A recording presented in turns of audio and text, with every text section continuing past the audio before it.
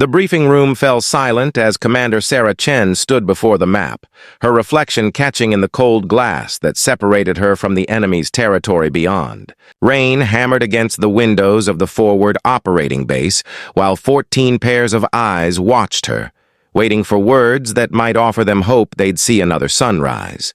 The mission parameters glowed red on the screen behind her.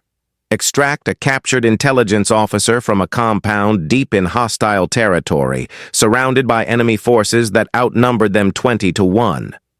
General Morrison had pulled her aside an hour earlier, his weathered face heavy with regret as he whispered that command considered this a recovery operation, not a rescue. They expected body bags, not survivors.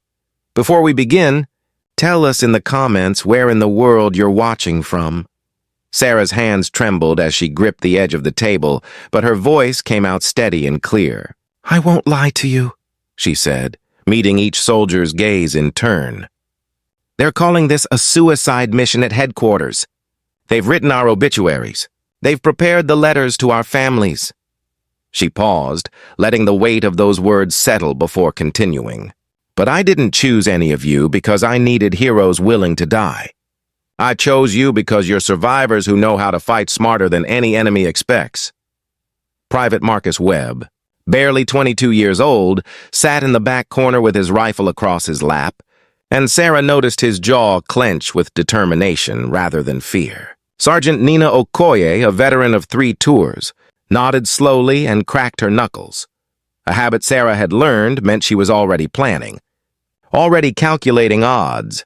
The helicopters lifted off at 11:33 p.m., their rotors cutting through the darkness as they flew low over the mountain ridges to avoid radar detection.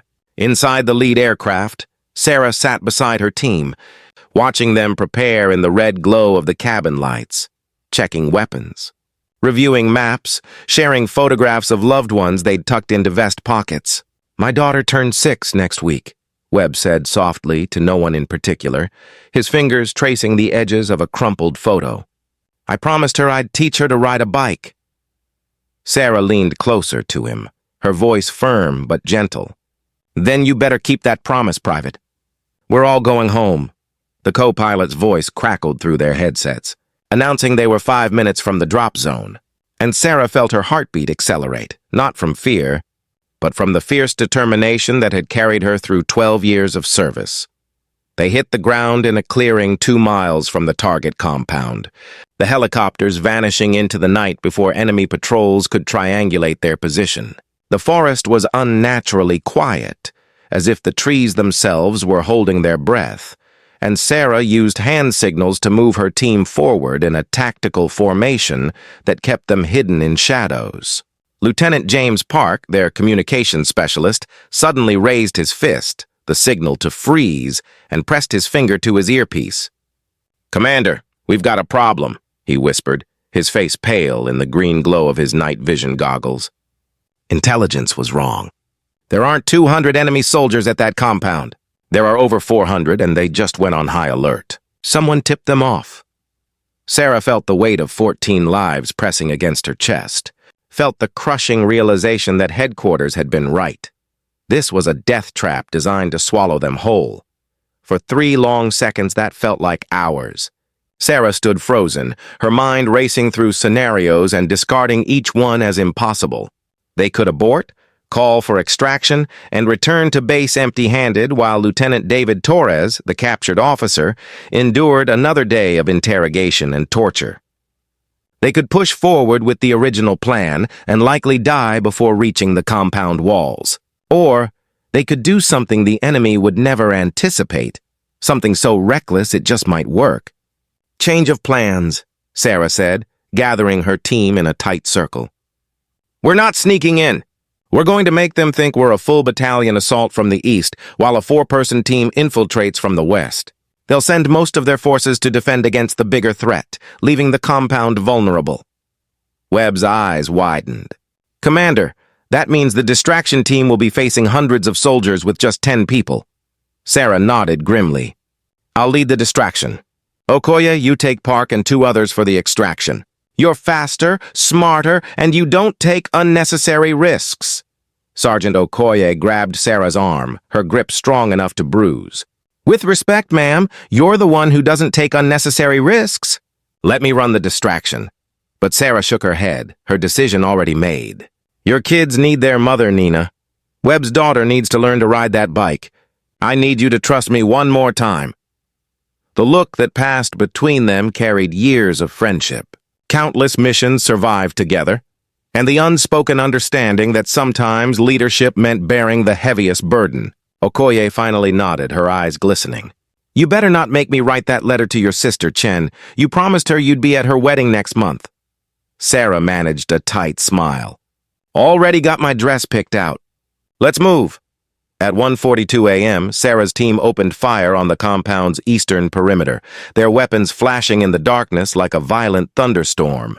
She'd positioned them to make maximum noise, explosives detonating against empty bunkers, tracer rounds arcing high into the sky, radio communications deliberately broadcasting false coordinates for imaginary reinforcements. The response was immediate and exactly as she'd calculated. Enemy soldiers poured from the compound like disturbed ants, their commanders shouting orders to repel the invasion. "They're taking the bait," Park's voice confirmed through her earpiece. "Western perimeter is down to maybe 30 guards. We're moving in." Sarah's team kept up the assault, retreating and advancing in patterns designed to suggest a much larger force engaged in tactical maneuvers. Bullets snapped past her head, close enough that she felt their heat, and she watched Private Webb lay down covering fire with the calm precision of someone fighting not for glory, but for the chance to keep a simple promise to his daughter.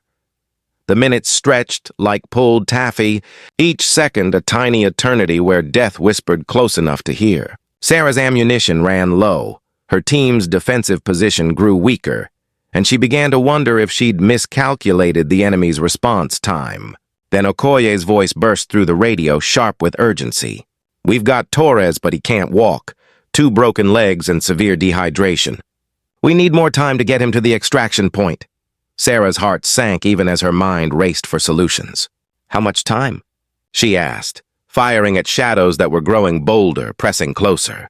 15 minutes minimum," Okoye replied, and Sarah could hear the strain in her voice, could picture her friend carrying a wounded man through hostile territory while enemy patrols hunted them. Sarah looked at her remaining team. 9 soldiers, 3 with minor wounds, all looking at her with trust she wasn't sure she deserved. "You heard her," Sarah said, reloading her weapon with her last magazine. "We hold for 15 more minutes. Make every shot count." What happened next would later be described in official reports as a tactical masterpiece, though Sarah would always remember it as the longest 15 minutes of her life. Her team moved like water, flowing between defensive positions, creating the illusion of twice their numbers through coordinated fire and strategic use of their remaining explosives. Webb discovered an abandoned mortar position and used it to rain shells on empty fields, forcing the enemy to spread their forces even thinner. Lieutenant Park hacked into the compound's communication system and broadcast contradictory orders that sent enemy squads running in circles, chasing ghosts. And Sarah stood in the center of it all, calling adjustments, encouraging her soldiers, and keeping one eye on her watch as the seconds crawled past with agonizing slowness. At 1:59 a.m., with her weapon empty and her team down to their last grenades, Okoye's voice came through the radio like a prayer answered. "We're at the extraction point. Torres is secure. Get your people out of there, Commander." Sarah didn't need to give the order twice. Her team melted into the forest with the practiced ease of shadows fleeing the dawn, using every technique she'd drilled into them during countless training exercises. The enemy, confused by their sudden disappearance and still reeling from the chaos of the last 20 minutes, was slow to pursue. The extraction helicopters appeared exactly on schedule, their arrival coordinated by Park from the ground, and Sarah counted heads as her soldiers climbed aboard, her heart not allowing itself to hope until she confirmed the number. 14 faces, some bleeding, all exhausted, every single one alive. Lieutenant Torres lay on a stretcher, conscious enough to grip Sarah's hand and whisper thanks that came out as a broken sob. The flight back to base should have felt triumphant, but Sarah mostly felt numb, the adrenaline draining from her system and leaving her hollow. She watched Webb pull out his daughter's photograph again, this time allowing himself to smile at it, and she saw Okoye close her eyes in silent gratitude. When they landed at 4:37 a.m., General Morrison was waiting on the tarmac, his expression unreadable.